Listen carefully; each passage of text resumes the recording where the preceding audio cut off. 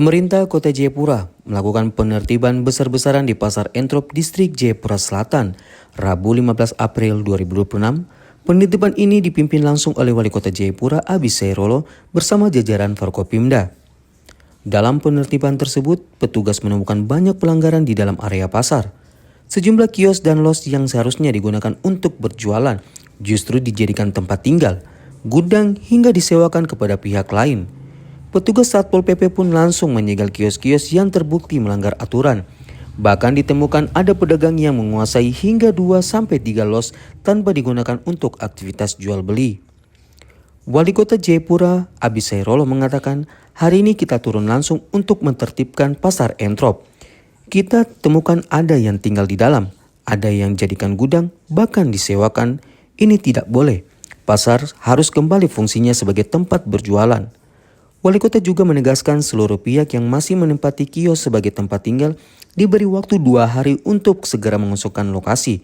Selain itu, pemerintah akan melakukan penataan ulang agar kios-kios yang kosong bisa ditempati oleh pedagang yang benar-benar ingin berjualan. Tadi kita sudah jalan Pasar Entrop, kita sudah dari los ke los. Kita sudah periksa semua. Jadi di pasar ini ternyata ada sebagian itu yang sudah dikontrakkan, dikasih orang sudah tinggal, tidur di sini. Nah, oleh sebab itu kita sudah tertibkan dan saya harap kepada semua pedagang yang tempat-tempat di sini sudah dipakai, ada yang datang tidur di sini dan itu semua keluar dari pasar. Silakan ke rumah masing-masing supaya ini kita memfungsikan kembali menjadi pasar. Kita turun hari ini tertibkan itu adalah untuk mengembalikan dia fungsi sebagai pasar supaya siapa pedagang yang nantinya mau berjualan di sini silakan berjualan di sini. Supaya pasar itu perlu diramai kembali dengan para pedagang. Jadi bukan pasar itu tempat untuk orang datang tidur di belakang sana, di semua los ini orang tidur di dalam. Nah, ada juga yang sampai 3 los, ada yang jadikan gudang. Di sini tidak boleh ada gudang. Di sini semua di ini dan ada yang disewakan. Nah, dari pihak adat juga ada yang terjadi. Saya sudah tadi kumpulkan ada Pak Timo Dawir sebagai kepala suku dengan keluarga Dawir. Itu kita akan bicara soal adat, tanah adat mereka ini. Saya tadi sedikit sudah menceritakan karena saya waktu masih di Dewan, saya berapa kali urus soal tanah pasar ini. Sehingga nanti kita bicara soal hak. Kita juga mungkin dari masa Pak Kambu sampai dengan Pak Mano, atau mungkin juga ada sebagian yang sudah silakan dibayar-bayar ya. Nanti kita bicara lagi. Yang jelas bahwa ini adalah bangunan yang dibangun oleh pemerintah di lokasi ini untuk dijadikan pasar, jadi kita kembalikan dia fungsi sebagai pasar. Nah, saya waktu di Dewan pernah urus ini bahwa tanah ini dari luas yang kurang lebih 40 hektar lebih sampai tersisa tinggal 8 hektar. Waktu itu tahun 2007-2008 kita tanam patok di depan bahwa tanah ini tersisa yang untuk pemerintah punya adalah 8 hektar. Tetapi setelah kita lihat sudah tidak sampai 8 hektar. Mungkin warga sudah ada yang jual apa, sudahlah. Yang penting bahwa yang sekarang sudah menjadi aset pemerintah ini tetap pasar ini kita fungsikan sebagai pasar, termasuk terminal. Itu adalah milik pemerintah. PLT Perindakop Kota Jayapura, Alberto Fred Itar menyampaikan, kami sudah berikan peringatan sampai 4 kali, namun masih ditemukan pelanggaran. Hari ini kami segel dan tertibkan.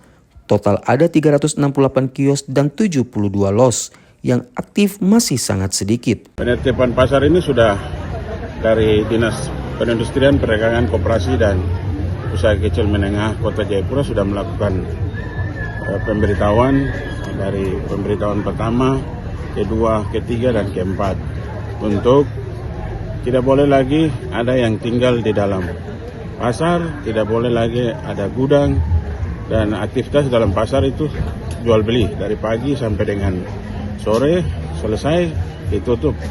Tapi yang sampai dengan hari ini masih ada yang tinggal, masih ada yang kontrak dan sewa, dan ada gudang, dan itu yang hari ini kita tertibkan bersama dengan Pak Wali Kota, mulai dari los A1 sampai dengan selesai